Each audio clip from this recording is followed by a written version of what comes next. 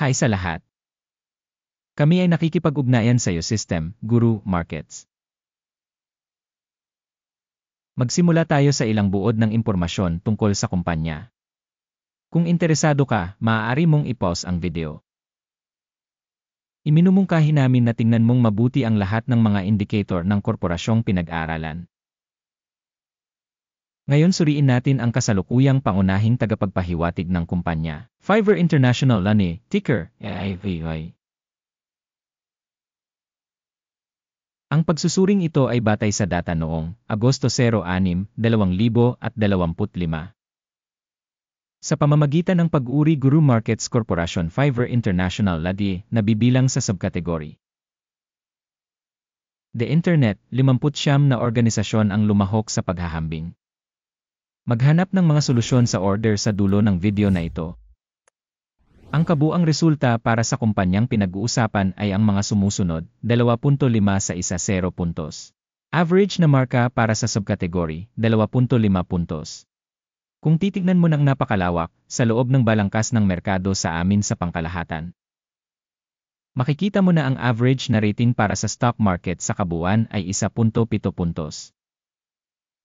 Laban sa score na 2.5 puntos para sa Fiverr International.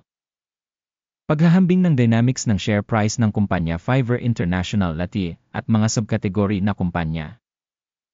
Makikita natin na in 12 months ang shares Fiverr International Lani nagpakita ng pagbabago ng minus 6.7%. 29.5% ay laban sa mga pagbabago sa presyo sa subkategory. Market capitalization ng kumpanya Fiverr International Lani nagkakahalaga ng $0.8 bilyon. Na may capitalization ng subkategory na $11,008 bilyong dolyar. Ang halaga ng libro ng kumpanya ay tinatayang nasa $0.4 bilyon. Ang capitalization ng libro ng subkategory ay $1,189 bilyon. Sa pamamagitan ng paghahambing ng market at book value shares, makikita natin ang mga sumusunod. Inookupahan bahagi Fiverr International Lani sa subkategory sa kaso ng market value assessment ay 0.007%. Ang capitalization ng halaga ng libro ay 0.037%. Pagtatasa ng bahagi ng kumpanya sa merkado at capitalization ng balance ng subkategory, mabuti 1 puntos. Ang kumpanyang pinag-aralan ay may pananagutan sa pananalapi na $0.457 bilyon. Ang mga pananagutan sa pananalapi sa halaga ng libro ay umaabot sa 114% ng equity. Pagtatasa ng antas ng mga obligasyon sa pananalapi ng kumpanya, masama, minus 1 punto. Ang market value ng kumpanya sa ratio ng kita ay 44.2. Na may average para sa subkategory na 20.7. Pagsusuri ng stock market value ng kumpanya sa ratio ng tubo kumpara sa mga kumpanya sa subkategory, masama, minus 1 punto.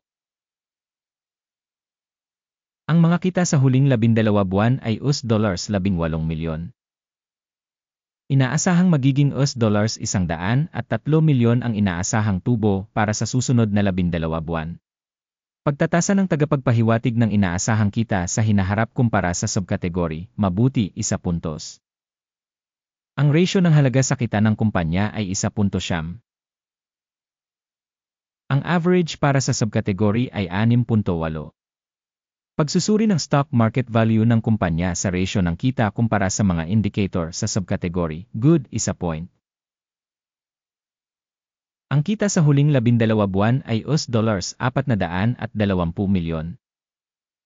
Ang kita para sa susunod na 12 buwan ay inaasahang magiging $760 milyon. Pagtatasa ng inaasahang tagapagpahiwatig ng dami ng benta sa hinaharap kumpara sa mga tagapagpahiwatig ng mga kumpanya sa subkategory, mabuti 1 puntos. Ang margin ng benta ay 4.3%. Na may average para sa subkategory na 22.7%. Pagtatasa ng kakayahang kumita kumpara sa mga tagapagpahiwatig ng mga kumpanya sa subkategory, passable, 0 puntos. Ang bahagi ng kumpanya ayon sa bilang ng mga empleyado sa subkategory ay 0.034%. Ito ay 386% higit sa bahagi ng market capitalization. Ang halaga ng market capital bawat empleyado ng kumpanya ay $1,049,000 at sa subkategory ay mayroong $4,868,000. Pagtatasa ng halaga ng kapital bawat empleyado kumpara sa mga tagapagpahiwatig ng mga kumpanya sa subkategory, mabuti, 0.5 puntos. Ang kita ng kumpanya sa bawat empleyado ay $23.8,000 na may average sa subkategory, $163.7,000. Pagsusuri ng kita sa bawat individual na empleyado kumpara sa mga tagapagpahiwatig ng mga kumpanya sa subkategory, passable, 0 puntos. Ang dami ng benta ng kumpanya sa bawat empleyado ay $550,000. Subkategory, $715,000. Pagsusuri ng kita sa bawat empleyado kumpara sa mga indicator sa subkategory, passable, 0 puntos. Ang dami ng maikling transaksyon ay tumutugma sa 11.9% na may average para sa subkategory na 1%. Tagapagpahiwatig Res 14 na nagpapakita ng antas na 17% para sa kumpanya Fiverr International Lade.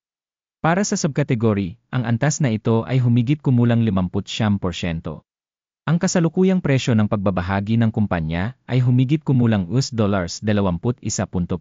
Ang target na presyo ng pinagkasunduan para sa mga pagbabahagi ng kumpanya ay humigit kumulang $32.57.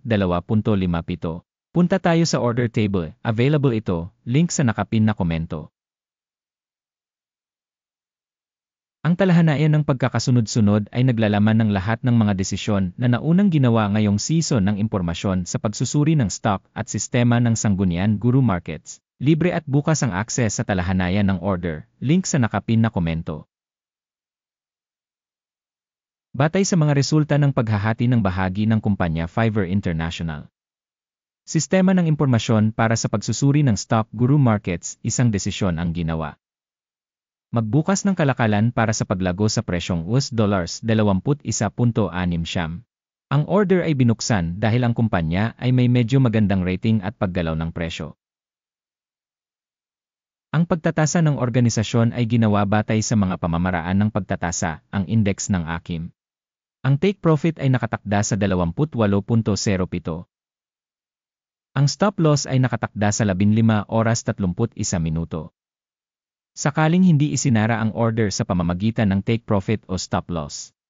Pagkatapos ay otomatikong magsasara ang order sa pagtatapos ng exchange trading sa Setyembre 5, 2025 o sa huling araw ng kalakalan bago ang petsang iyon. Ticker, OAL, ay isang countervailing sell order. Ang video sa deal sa pagbabalance ay may publish na o na-publish na sa channel. Sa kaso ng pagsasara ng alinman sa mga order, basic o pagbabalanse. Ang pangalawang order ay naayos sa aktwal na presyo. Maraming salamat sa publiko sa panonood ng video na ito at sa paggamit ng Information and Reference System Guru Markets.